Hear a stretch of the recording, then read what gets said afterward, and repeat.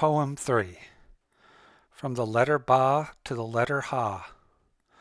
In the name of our Lord, the most exalted, the most high, I addressed unto thee aforetime an epistle in the lucid Arabian tongue, and I now reveal for thee this tablet in wondrous Persian prose, that thou mayest hear, in the glorious accents of the nightingale of Iraq, the sweet melodies of the nearness of the heavenly paradise that had, ere this, been intoned in the language of Hijaz. Perchance that thou mayest become pure spirit, attain, without taking a single step, the loftiest stations of mystic ascent, and explore, without leaving thine outward habitation, the furthermost reaches of the worlds of inner significance. Thereupon wouldst thou, with a divine rapture, experience true spiritual attraction. Lay down thy life in the path of the friend, and sacrifice thy soul in the wilderness of his love. This indeed is the meaning of stillness in flight, and flight in stillness, of fluidity in solidity, and solidity in fluidity. To continue, it is clear that the wayfarers in the wilderness of search and longing, of attainment and reunion, have numerous degrees and countless stations. Some, after spiritual struggle and physical toil, ascend from the lower reaches of no God is there to the lofty bowers of but God. Flee from the shadow of negation to abide within the limitless realm of affirmation, and abandon the privation of a transient existence for the bountiful assemblage of reunion. This is the uttermost limit of the realm of effort and striving. Others, without receiving the least intimation of no God is there, pass beyond the highest horizon of but God, without ever tasting a dewdrop of the degrees of self-surrender, ascend unto the kingdom of life everlasting, and without partaking from the wellspring of utter abnegation, quaff the wine of the Ancient of Days.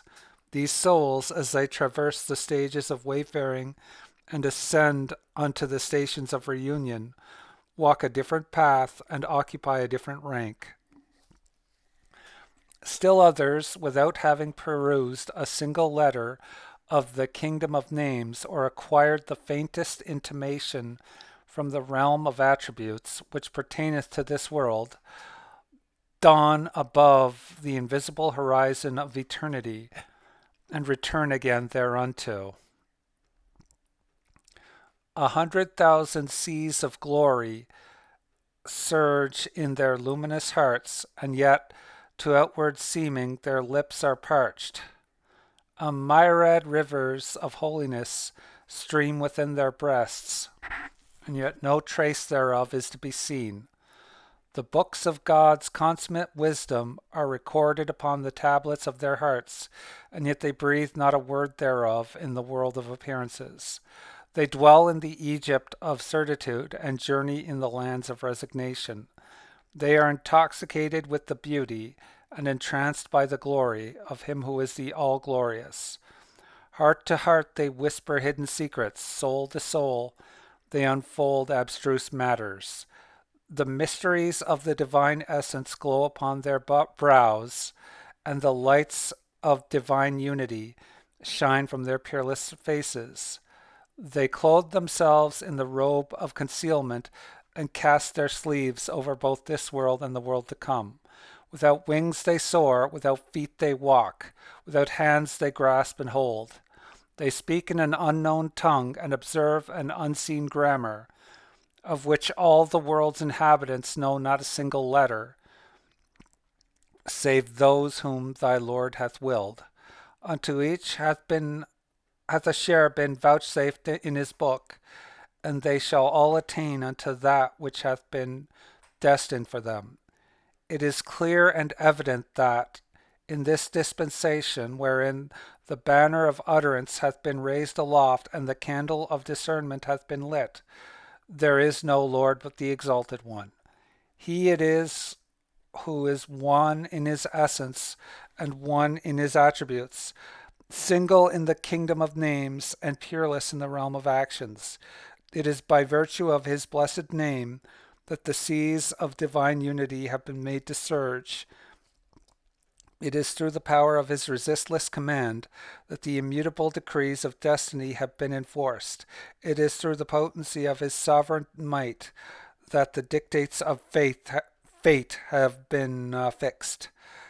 Who hath the power to soar in that exalted atmosphere, or to cherish another beloved than him? We all abide beneath his shadow and seek our portion from the ocean of his grace. However far the gnat may fly, it can never traverse the length and breadth of heaven. However high the sparrow may soar, it can never attain the tree of immortality.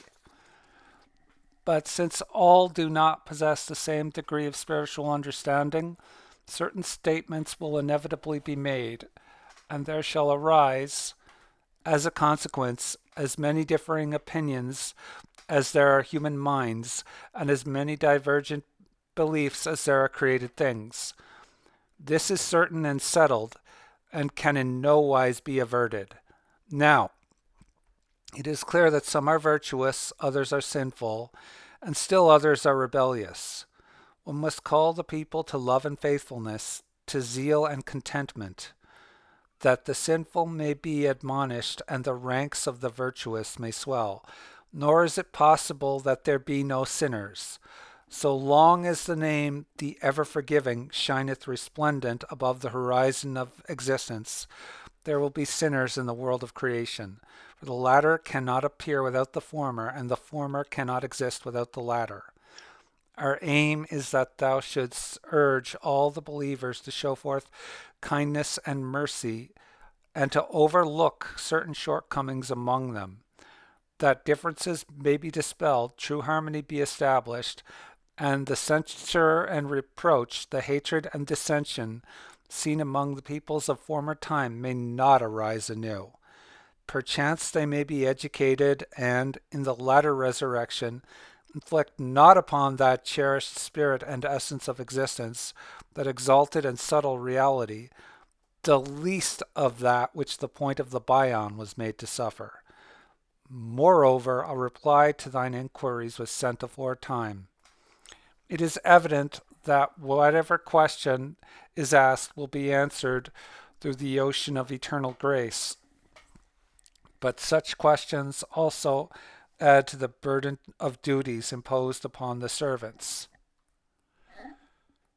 That which hath been recorded at God's behest in the Persian Bion is indeed sufficient unto all, and none will be held to account for what it hath not commanded.